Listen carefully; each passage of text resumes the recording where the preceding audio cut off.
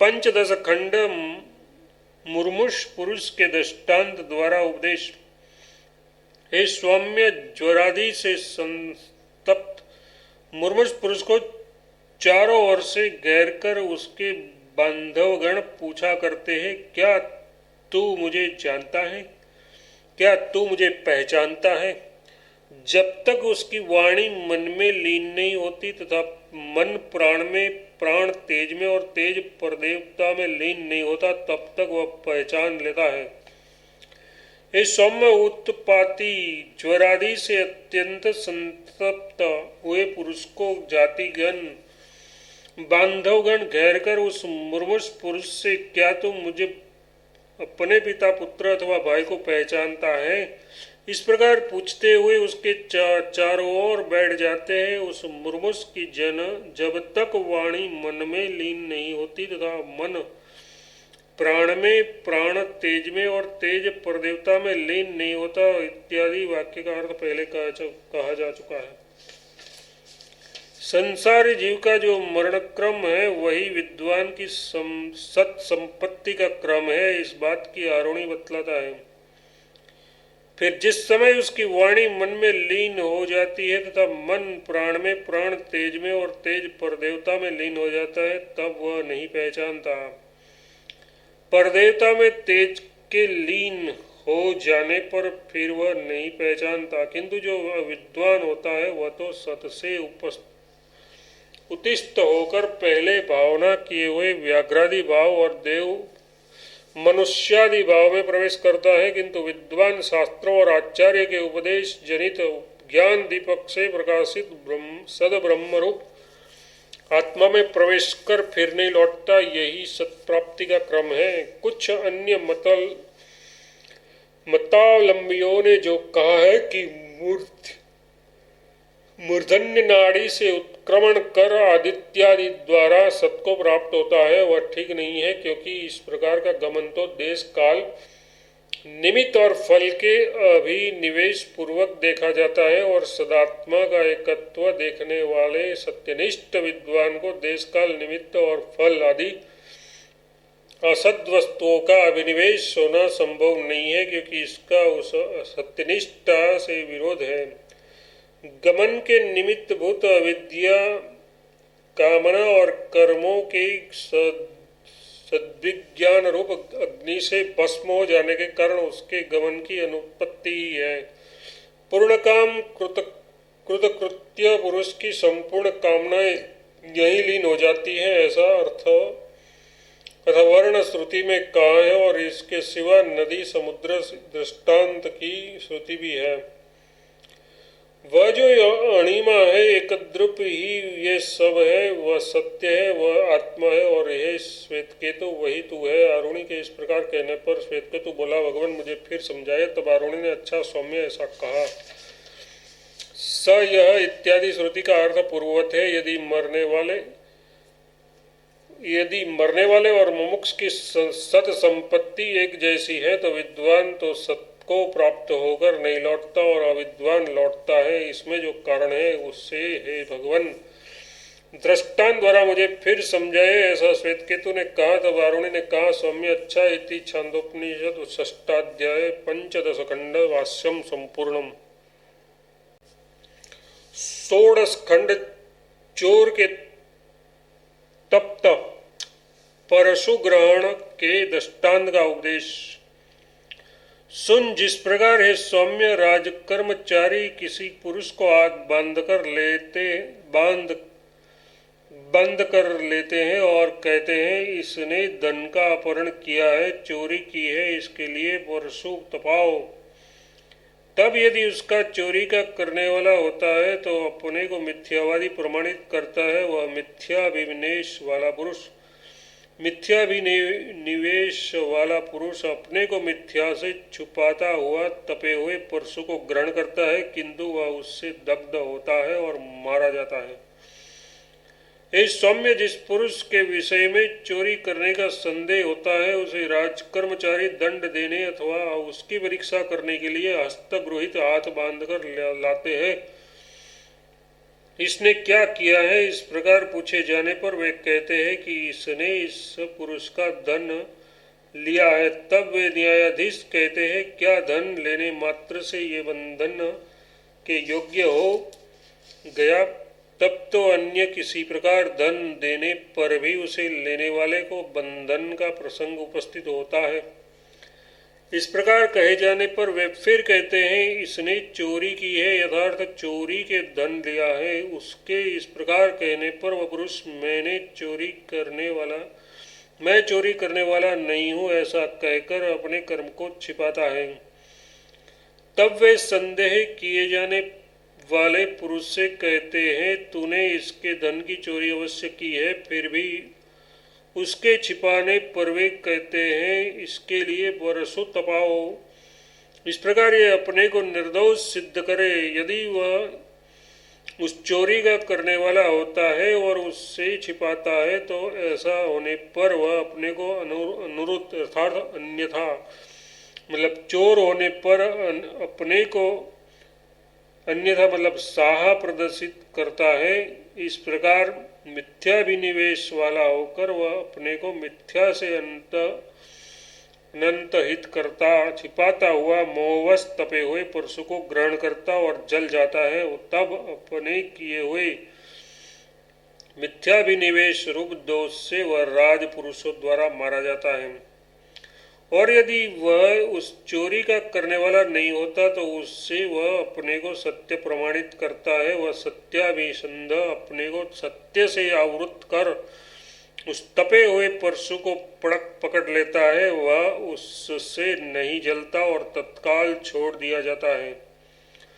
और यदि वह उस कर्म का करने वाला नहीं होता तो उस चोरी के अकर्तृत्व के ही द्वारा वह अपने को सत्य प्रमाणित करता है। वह उस चोरी की अकृतता रूप सत्य से अपने को अंतर्हित वह कर उस तपे हुए परशु को ग्रहण करता है और सत्याभिसंध होने के कारण सत्य का व्यवधान हो जाने से वह उससे नहीं जलता। तब मिथ्याभियोग लगाने वाले उसे तत्काल छोड़ देते हैं। इस प्रकार तप्त वर्षों और हथेली के संयोग में समानता होने पर भी चोरी करने और न करने वालों में मिथ्याभिसंध करने वाला जल जाता है और सत्याभिसंध करने वाला नहीं जलता। वह जिस प्रकार उस परीक्षा के समय नहीं जलता, उसी प्रकार विद्वान का पुनरावर्तन नहीं होता और अविद्वान का होता है। ये सब एकद्रूप ही है। वह सत्य है, वह आत्मा है और हे श्वेत केतु वही तू है। तब वह श्वेत केतु उसे जान गया। वह सत्याभिसंध पुरुष जिस प्रकार उस तप्त वर्षों को ग्रहण करने के कर्म में हथेली के सत्य से व्यवहित रहने के कारण नहीं जलता, उसी प्रकार देहपात के समय सद्ब्रह्म रूप सत्य में निष्ठा रखने वाले और उससे भिन्न असन्निविष्ट पुरुष की सत संपत्ति में समानता होने पर भी जो विद्वान है वह व्याघ्र अथवा देवादि शरीरों को ग्रहण करने के लिए नहीं लौटता, किंतु वह विद्वान विकार रूप अनृत में अभिनिविष्ट होने के कारण अपने कर्म और ज्ञान के अनुसार पुनः व्याघ्रादि भाव अथवा देवादि भाव को प्राप्त हो जाता है। जिस आत्मा की अभिसंधि और अनभिसंधि के कारण मोक्ष और बंधन होते हैं, जो संसार का मूल है, संपूर्ण प्रजा जिसके आश्रित और जिसमें प्रतिष्ठित है, सारा संसार जिस स्वरूप वाला है तथा जो अजन्मा अमृत अभय शिव और अद्वितीय है, वही सत्य है और वही तेरा आत्मा है। अतः हे श्वेतकेतु तू वह है। इस प्रकार इस वाक्य का अर्थ कई बार कहा जा चुका है। अब यहाँ प्रश्न होता है कि त्वम शब्द का वाच्य ये श्वेतकेतु कौन है? उत्तर, जो मैं श्वेतकेतु उद्दालक का पुत्र हूँ ऐसा अपने को जानता था तथा जिसने अपने पिता के उस उपदेश का श्रवण मनन और ज्ञान प्राप्त करके अश्रुत अमत और अविज्ञात को जानने के लिए पिता से पूछा था कि भगवान वह आदेश किस प्रकार है, वह ये अधिकारी श्रोता, मनता और विज्ञाता दर्पण में प्रतिफलित हुए पुरुष और जलादि में प्रतिबिंबित रूप से प्रविष्ट हुए सूर्यादि के समान तेज जल अन्नमय देहेंद्रिय संधान में नाम रूप की अभिव्यक्ति करने के लिए प्रविष्ट हुए परदेवता ही है। वह पिता का उपदेश सुनने से पूर्व अपने को देह और इंद्रियों से भिन्न सद्रुप्त सर्वात्मा नहीं जानता था। अब वह तू है, इस प्रकार दृष्टांत और हेतुपूर्वक पिता द्वारा समझाए जाने पर वह पिता के इस कथन को मैं सत ही हूँ समझ गया है। विजज्ञो इति इस पद की द्विरुक्ति अध्ययन की समाप्ति सूचित करने के लिए है, किंतु ये पूर्व पक्ष कहता है किंतु ये छठे अध्याय में वाक्य प्रमाण से आत्मा में क्या फल हुआ।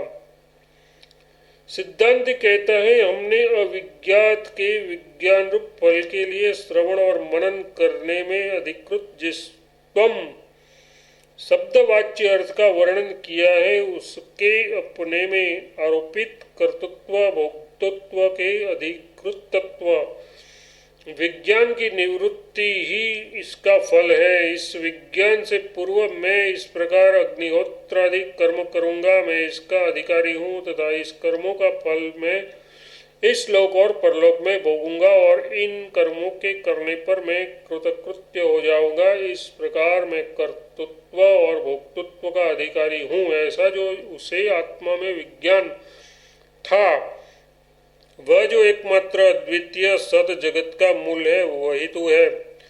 इस वाक्य द्वारा जग उठने पर निवृत्त हो जाता है, क्योंकि पूर्व मिथ्या ज्ञान से इसका विरोध है।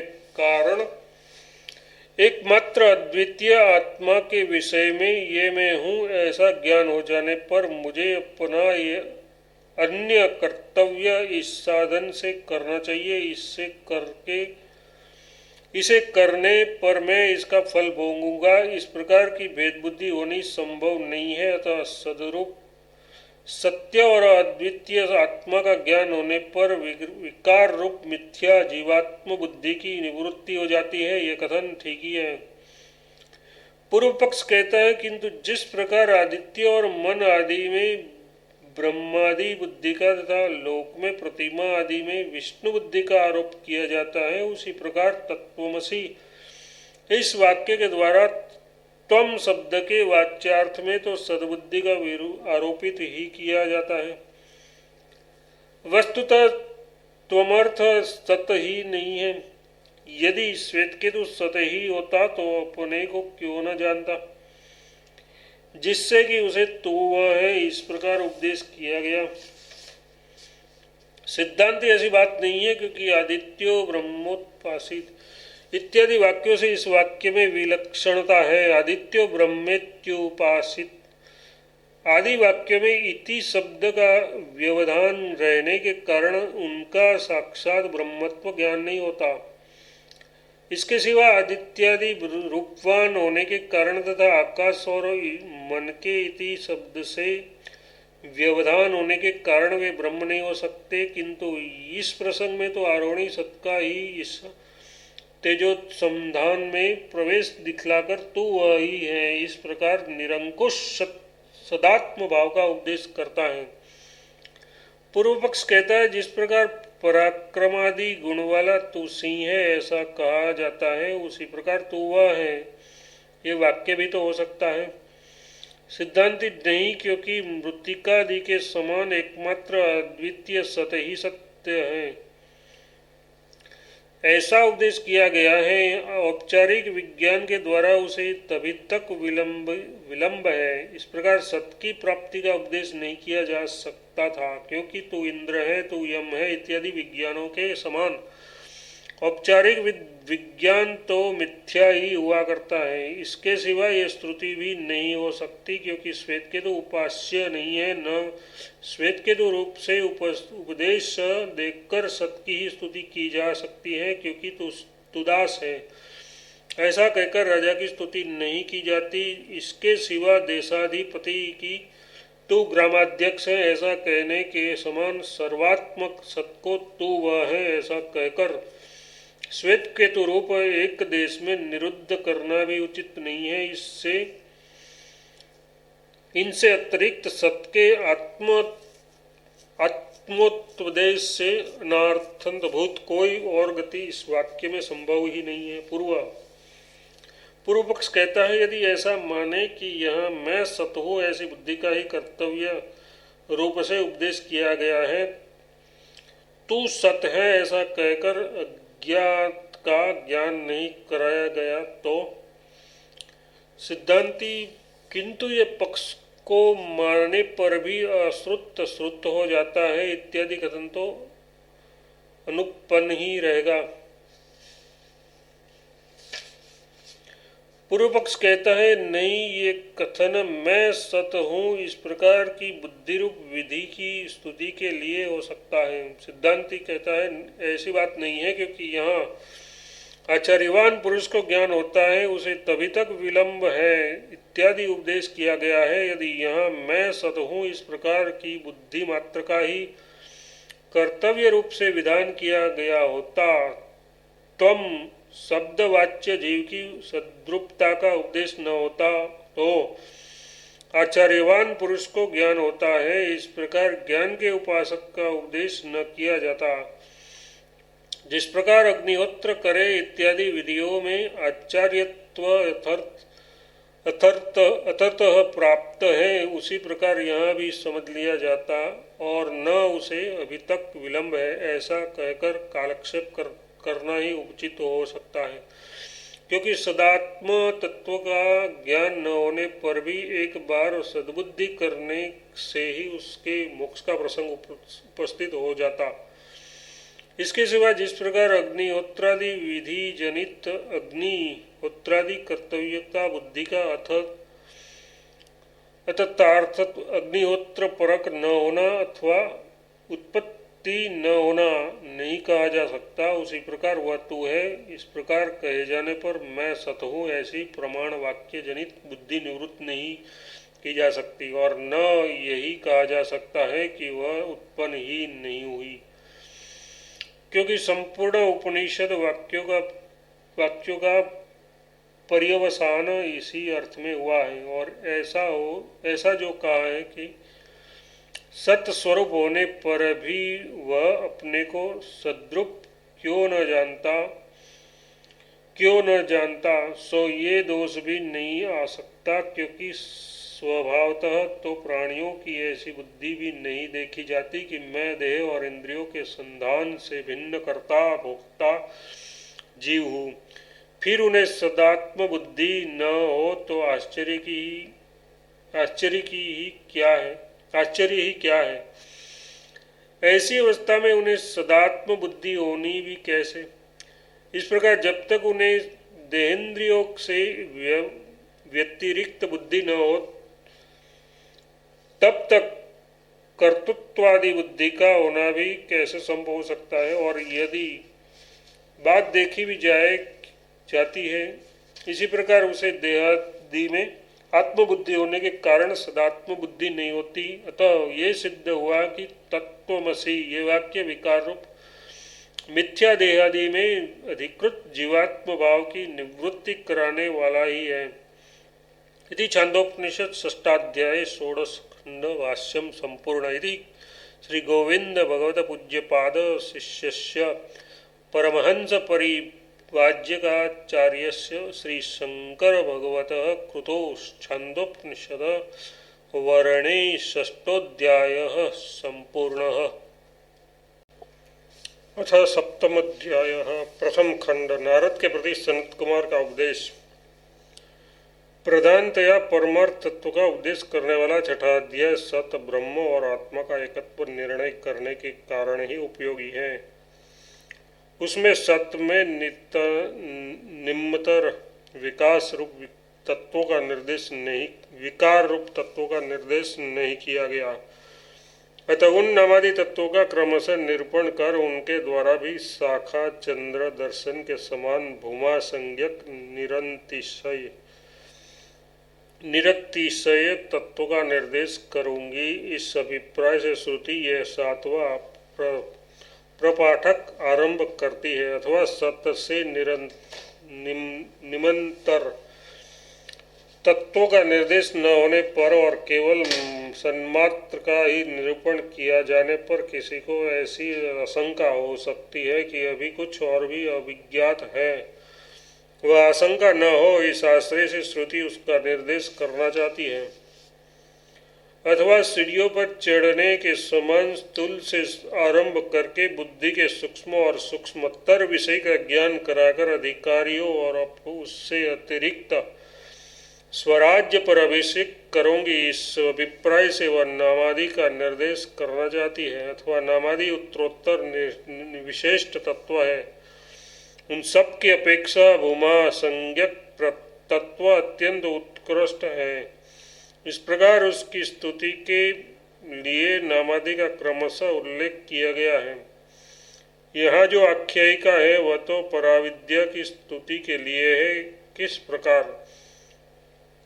सो अपने सारे कर्तव्य पूर्ण कर चुके थे और सर्व विद्या संपन्न थे। उन देवर्षि नारद को भी अनात्मज्ञ होने के कारण शोक हुआ ही। फिर जिसने अत्यंत पुण्य संपादन नहीं किया और जो अकृतार्थ है, ऐसे किसी अन्य अल्पज्ञ जीव की तो बात ही क्या है। अथवा आत्मज्ञान से बढ़कर और कोई कल्याण का साधन नहीं है, ये प्रदर्शित करने के लिए सनत कुमार नारद आख्यायिका का आरंभ किया जाता है,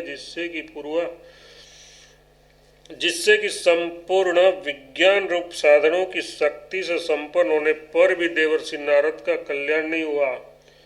इसी से वे उत्तम कुल विद्या आचार और नाना प्रकार के साधनों की सामर्थ्य रूप संपत्ति से होने वाले अभिमान को त्याग कर श्रेष्ठ साधन की प्राप्ति के लिए एक साधारण पुरुष के समान सनत कुमार जी के समीप गए। इससे श्रेय प्राप्ति में आत्मविद्या का निरतिशय साधनत्व सूचित होता है।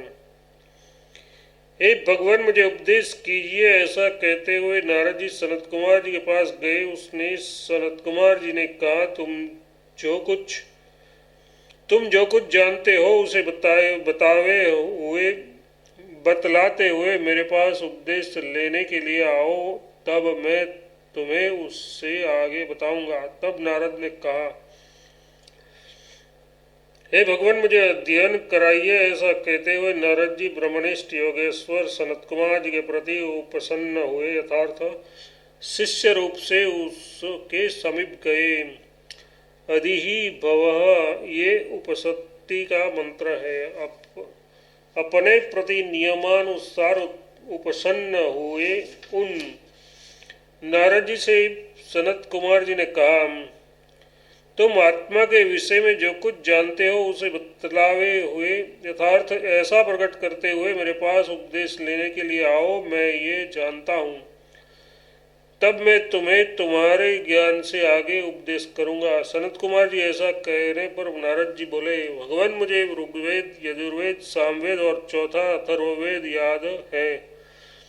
इनके सिवा इतिहास, पुराण रूप पांचवा वेद, द्विवेदों का वेद मतलब व्याकरण, श्राद्धकल्प, गणित, उत्पात ज्ञान, निधि शास्त्र, तर्क शास्त्र, नीति, देव विद्या, ब्रह्म विद्या, भूत विद्या, शस्त्र विद्या, नक्षत्र विद्या, सर्प विद्या मतलब गारुड़ मंत्र और देवजन विद्या, नृत्य, संगीत आदि। हे भगवान, ये सब मैं जानता हूँ। हे भगवान, मैं ऋग्वेद का अध्ययन कर चुका हूँ। यथार्थ मुझे ऋग्वेद स्मरण है। यहाँ अध्ययन वाचक पद का स्मरण अर्थ क्यों किया गया है? उत्तर, क्योंकि यथेत ऐसा कहकर विज्ञान के विषय में प्रश्न किया गया है तथा यजुर्वेद, सामवेद और चौथा अथर्वण वेद जानता हूँ। वेद शब्द प्रसंगत प्राप्त होने के कारण इतिहास, पुराण रूप पांचवा वेद, महाभारत सहित पांचों वेदों का वेद, यथार्थ व्याकरण, क्योंकि व्याकरण के द्वारा ही पदादि के विभाग पूर्वक ऋग्वेद आदि का ज्ञान होता है। पित्रय श्राद्धकल्प, राशि मतलब गणित, देव मतलब उत्पात ज्ञान, निधि मतलब महाकालादि निधि शास्त्र,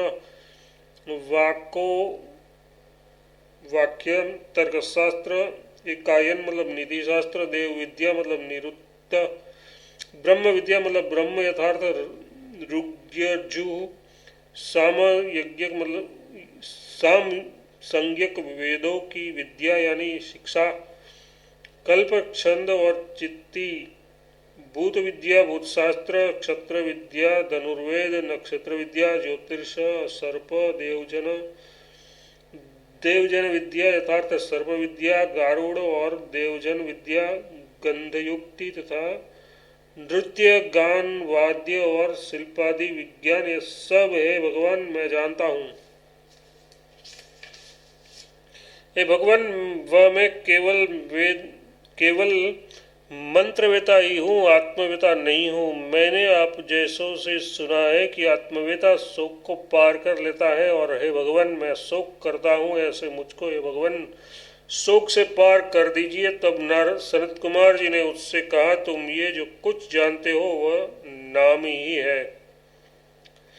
हे भगवान वह मैं ये सब जानता हूँ, जानते हुए भी केवल मंत्रवेता ही हूँ, यथार्थ केवल शब्दार्थ मात्र जानने वाला हूँ, क्योंकि सारे शब्द अभिधान मात्र है और संपूर्ण अभिधान मंत्रों के अंतर्गत है। मैं मंत्रविद ही हूँ, मंत्रविद यथार्थ कर्मविद, क्योंकि मंत्रों में कर्म एक रूप होते हैं, ऐसा आगे कहेंगे। मैं आत्मा को नहीं जानता। शंका कहता है, शंका मतलब कहते हैं, किंतु आत्मा भी तो मंत्रों द्वारा प्रकाशित होता ही है, फिर नारद जी मंत्रविद होने पर भी आत्मवेता क्यों नहीं है? समाधान, ऐसी बात नहीं है, क्योंकि नाम नामी रूप जो भेद है वह तो विकार है, और विकार आत्मा माना नहीं जाता। यदि कहो कि आत्मा भी तो आत्मा शब्द से कहा ही जाता है, तो ऐसा कहना ठीक नहीं, क्योंकि जहाँ से वाणी लौट आती है, जहाँ कोई और नहीं देखता इत्यादि श्रुति से उसका शब्दवाच्य न होना ही सिद्ध होता है। शंका, तो फिर आत्मा ही नीचे है, वह आत्मा है इत्यादि शब्द किस प्रकार आत्मा की प्रतीति कराते हैं? समाधान, ये कोई दोष नहीं है। वेद के विषयभूत देहधारी प्रत्यग आत्मा में प्रयोग किया हुआ मतलब आत्मा ये शब्द देहादि का आत्मत्व निरस्त हो जाने पर जो सन्मात्र अविशिष्ट रहता है, उसे यद्यपि वह मुख्य वृत्ति से किसी शब्द का वाच्य नहीं है, तो भी लक्षणार्थ से उसकी प्रतीति करा देते हैं। जिस प्रकार की राजा के सहित दिखाई देती हुई सेना में छत्र,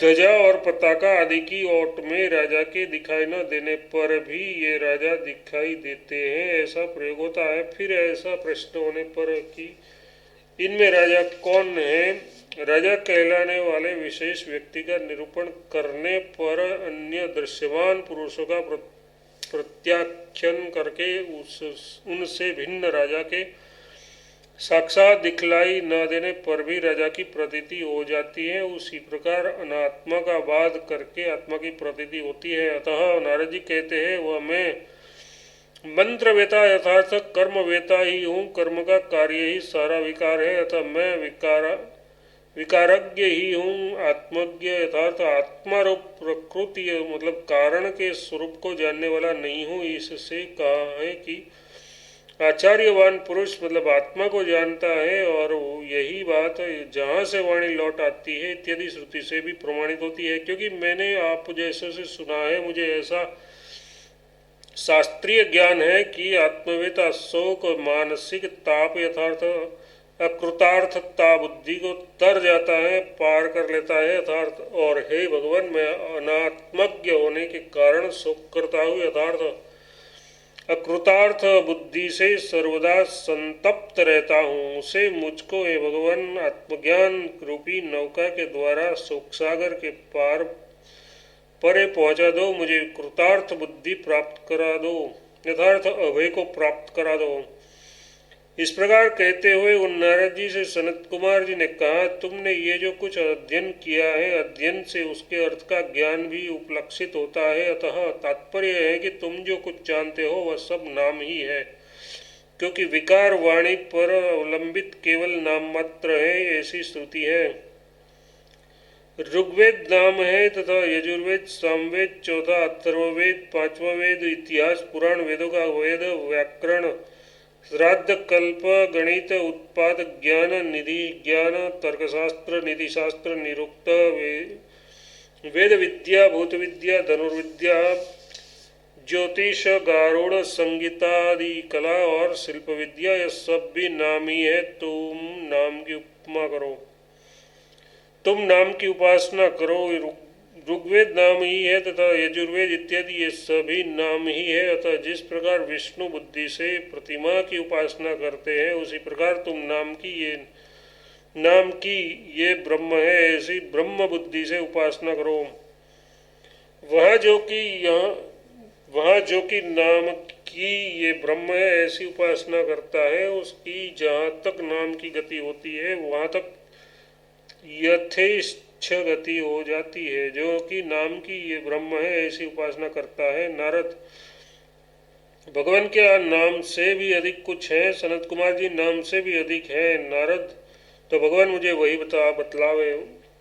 वह जो कि नाम ब्रह्म है, ऐसी उपासना करता है, उसे जो फल मिलता है वह सुनो। जहाँ तक नाम की गति यथार्थ नाम का विषय होता है, वहाँ तक उस नाम के विषय में उसका कामचार स्वेच्छाचरण हो जाता है। जैसा कि राजा के अपने विषय मतलब अधिकृत देश में जो नाम ब्रह्म है, ऐसी उपासना करता है, वह उपसंहार है। नारद, भगवान क्या नाम से बढ़कर भी कुछ है? यथार्थ जो ब्रह्म दृष्टि के योग्य हो, ऐसी कोई और वस्तु भी है? ऐसा इसका अभिप्राय है। संत कुमार जी ने कहा, नाम से बढ़कर भी है ही। इस प्रकार कहे जाने पर नारद जी ने कहा, यही यदि है तो भगवान मुझे वही बतलावे। इति छांदोपनिषद सप्तमाध्याय प्रथम खंड भाष्यम संपूर्ण।